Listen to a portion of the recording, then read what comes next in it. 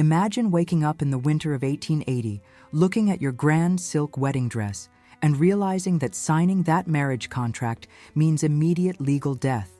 In Victorian England, the moment a woman became a wife, she surrendered her property, her body, and her independent choices completely to her husband under the law. For thousands of brilliant, ambitious women, the standard domestic dream was not a fairy tale. It was a terrifying velvet trap of endless pregnancies and legal isolation.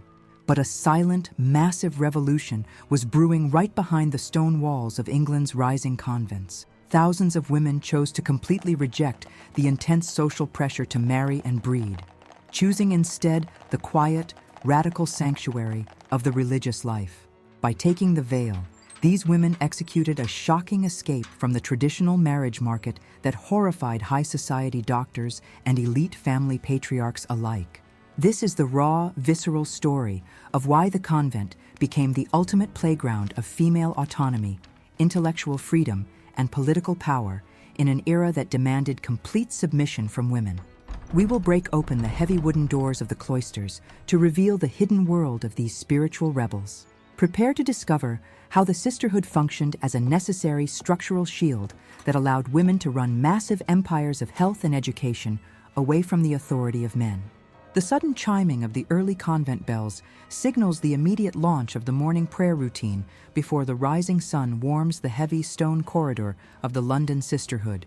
For a Victorian woman managing her new spiritual path, the execution of her early schedule is a high-pressure task that requires her full attention. The entire operation relies on her ability to break old family ties. The first logistical requirement of this monastic life involves the absolute rejection of the heavy fabric layers demanded by the public marriage market. Women spend long hours standing before the altar, managing their breathing while trading their expensive satin gowns for a simple coarse wool habit that ignores fashion. A single jewel left in her trunk is treated as a major failure for her house. Beneath the clean surface of the wooden chapel table, the thorough management of her private inheritance remains the central activity for the superior. By giving her funds to the order rather than a husband, a woman could secure total safety for her financial assets under the church's shield. Every single donation was a calculated business move, hidden behind a polite prayer and a soft nod. The management of her morning study is her first strategic defense of the intellectual shift, executed with rigorous attention to the library rules. She must pore over the texts until she reaches her designated limit, ensuring no patriarchal critics witness her independent thought. A single unauthorized book on her desk can trigger immediate, harsh gossip from her old rivals in town. The private bishop monitors the progress of these religious houses from his palace in London, checking his logs over hot tea. A lady's decision to take the veil during these hours cost the family a fortune in social connections, but secured total personal control over her daily life. The entire domestic routine functioned as a necessary pipeline that sustains the house's power. Did the brutal reality of the Victorian convent routine shock you? Leave your honest agree or disagree in the comments below right now to unlock our community discussion. And click that subscribe button immediately so you never miss our daily deep dives into the dark machinery of history. Share this video with a friend who loves history, and let's move down to the hospital wards. The conclusion of the morning shift signaled the immediate movement of the poor child into the dark interior of the convent hospital. For the young worker, the onset of the afternoon labor brought the launch of the heavy trying hours, which served as the ultimate test of her physical endurance. The elegant streets of Mayfair were a universe away from the active medical battlefield. The first requirement of a successful day involved the absolute mobilization of her tiny fingers to clear the jammed bandages underneath the roaring boilers. She stands or crawls for hours while the iron pumps spin inches from her skull, combining her small frame with the dangerous speed demanded by the sister. This coordinated combination forced a human body to act like a tool. Beneath the low timber ceiling, her hands move with calculated panic as she dodges the heavy leather straps of the main laundry machine. The frequency of her movements is a direct measure of her survival discipline, as she rejects physical comfort to avoid losing a limb to the moving parts. The child's mind was trained to function like a silent clock under the critical eyes of supervisors. The total volume of the day's physical injuries was recorded inside no official book, ensuring that no expensive court fines were paid to the workers. A single afternoon of labor resulted in the collection of broken fingers, which the older apprentices sorted without any medical help. The tiny ecosystem of the workroom was managed with professional accuracy to maximize profit. The eighth clothing choice used a layer of rough flour sacking to add a vibrant splash of protection to an otherwise naked, shivering body. The assistant arrives at the coal pit with a specialized iron shovel, cleaning the delicate surface until it shines with dark dust. The outdoor outfit had to look practical and durable despite the freezing rain of the difficult city streets. The arrangement of the afternoon trade run required a strategy to ensure that the hospital's custom parts remained separate from the mass market. A cracked gear or a late delivery of a raw cotton bale could alienate a powerful investor, creating a public logistical error that ruined his week. The order book was reviewed by the strict clerk every single morning of the business week. To maximize the impact of the industrial output, the head manager coordinates the spinning times with the master calendar of the local port authorities. This structural coordination saves precious hours, ensuring that the most influential merchants find a perfectly tailored cargo upon arrival. The material environment is managed with absolute precision by the staff under pressure daily. The checking of the final waste ledger was completed by the private watchman under a single lamp before the afternoon visitations commenced. The names were checked against the master yard manual to prevent any embarrassing protocol errors during the serving phase. The administrative machine operated with analytical detachment to ensure the factory's material order in town. The legacy of the factory routine shows that Victorian business was a calculated asset used to secure the family's long-term position. The young workers were trained to treat their personal interactions as a form of labor, transforming the factory into a marketplace of survival. This constant surveillance ensured that the output remained pure, powerful, and perfectly managed. To ensure the factory's young representatives face a flawless presentation, older supervisors follow the shift choices with absolute vigilance. A boy could never choose a hot rest period without an explicit command from an upper factory manager. The behavioral balance of the factory floor was managed with military-grade discipline by the leadership of the wealthy company Right Now. The final verification of the production cards was executed by the clerk using a specialized iron tool before leaving the final station. A blurry print or an uneven border on his record could lead to a public loss of money during the sorting phase, creating an embarrassing accounting error. The material presentation had to look entirely perfect to protect the factory name before peers. While the church bells chimed softly behind the large brick walls, the grim reality of the Victorian educational system revealed a level of structural division difficult to believe. The aristocracy demanded that poor children return immediately to the frantic labor of the streets, but strictly controlled their literacy. Social segregation was a tool used to enforce discipline. The new student's desk at Harrow consisted of multiple Latin dictionaries, rich papers, and heavy leather books that barely provided enough strength to endure the mental pressure. The contrast was a daily torture for the young boys, who spent their mornings compressed in ancient rooms, listening to the noise of empire builders below while forbidden to move their arms freely. The rules of the state strictly forbade a lower-class child from entering the elite schools, as this act was considered vulgar and highly damaging to institutional protocol. The learning came from the commands of older headmasters, men who controlled the colleges and abandoned natural warmth to feed the examination machine for social power. This system killed all real intimacy. Many young students tried to hide their physical fatigue, hidden in the shadow of the tall desks, just to relieve the pressure on their minds. If they were caught by the strict master and caught demonstrating signs of weakness, the punishment was a severe beating with a cane for lazy behavior. The purity of protocol required personal comfort to be entirely erased daily. The history of Victorian learning proves that the opulence of the elite depended entirely on the intellectual destruction of its youth.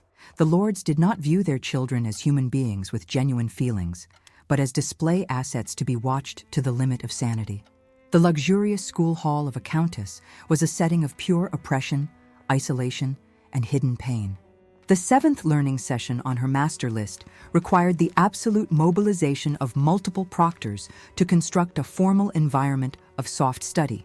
She stands for hours while the workers prepare the heavy layers, combining the books with imported maps from the secure cabinets. This coordinated combination forced a human mind to look like a giant, rich machine for display. Beneath the low ceiling, her hands move with calculated grace as she adjusts her posture for the placement of the text plates. The tightness of her routine is a direct measure of her social discipline, as she rejects breathing comfort to achieve the tiny grades demanded by school. The female frame was trained to function like a mechanical tool to achieve the perfect look daily. The total volume of the day's ink waste was recorded inside the school's trash book, ensuring that no expensive materials were lost to the pupils. A single afternoon of adjustments resulted in the collection of paper pieces, which the apprentices sorted for recycling. The tiny ecosystem of the classroom was managed with professional accuracy to maximize every resource inside. The eighth book choice used a layer of white leather binding to add a vibrant splash of texture to an otherwise plain winter library. The assistant arrives at the desk with a specialized silver pen, cleaning the delicate surface until it shines like fresh snow.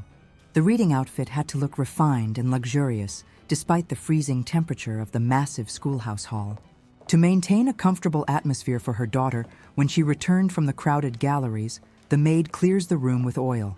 She opens the small side window to let out the heavy scent of hot gas lamps, replacing it with a fresh splash of rose water. The luxury of the school space could not be contaminated with the raw odors of the working servants' physical sweat.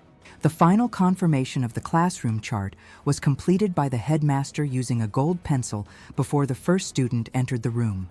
A single displaced name could trigger an international dispute between rival families, ensuring that his choices were checked with rigorous accuracy. The administrative machine operated with absolute detachment to protect the house's power today. A smart noblewoman never organized the grand ball of her daughter without calculating the exact social and financial benefits of her young staff list. The gathering at the back door functioned as an uncredited testing ground where regional reputations, club memberships, and husbands' political connections were decided. The kitchen floor space was entirely integrated into the machine. The uniform that dominated this specific ceremony was the formal dark wool dress, featuring a crisp white apron and a starched cap for the child maid. She coordinates this outfit with a set of wooden brushes and a leather bucket filled with ash, creating a visual monument of traditional, stable, and wealthy family authority. The servant was a dynamic asset for the season. The allocation of the heavy scrubbing slots followed a technical map of neighborhood influence, court connections, and family rank managed by the cook. Senior maids and older workers occupied the forward rows near the main hearth, while younger children sat at the back. A single error in cleaning selection could relegate a child to the margins of the entire scene. During these extended working hours, the young maid had to balance her duties as an invisible ghost with her role as an efficient manager behind the presentation line. She had to ensure the hot water arrived on a precise schedule while remaining completely silent and collected. A single sign of physical weakness or a messy spot on her skirt could ruin her domestic position. The rise of massive industrial fortunes brought an influx of aggressive new families into these traditional high society circles. The established noblewomen resisted this commercial pressure, preferring to showcase their old family crests through custom-made silver invitations. The neatness of the presentation served as a shield against any accusation of a declining house.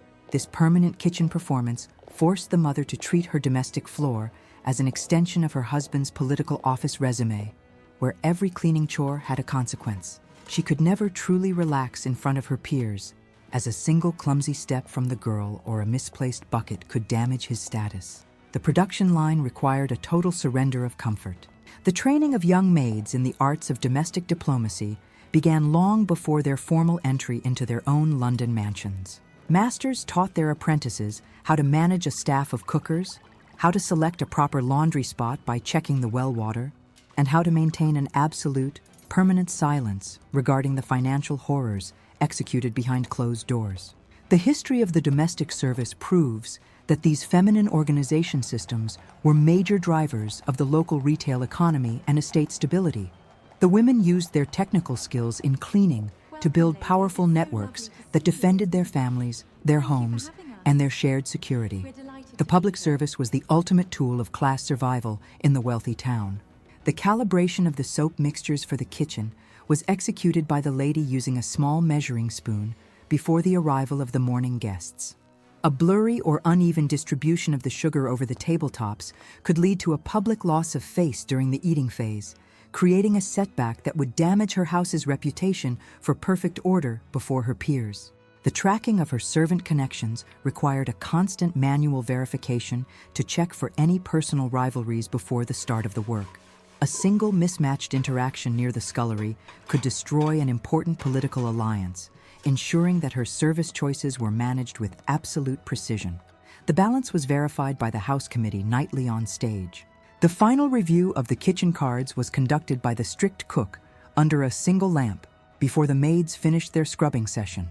The names were checked against the master rank manual to prevent any embarrassing romantic connections during the active phase. The administrative machine operated with analytical detachment to ensure the household's material victory. The true climax of the domestic struggle inside the grand house occurred only when the formal excursions were finished and the family was asleep. In the quiet shadow of the bedroom corner, the mother launched her final material defense of the night, using the late hours to organize her new wardrobes. The darkness was her only space for peaceful reflection in the vast room. The assembly of the wardrobe storage was a technical operation that required the application of rare lavender oils, cedar lining sheets, and silent movements. She had to muffle the brass handle of her trunks with a thick velvet cloth, organizing her tools to avoid waking her husband. The process was managed with precision to eliminate any loud clatter in the dark house.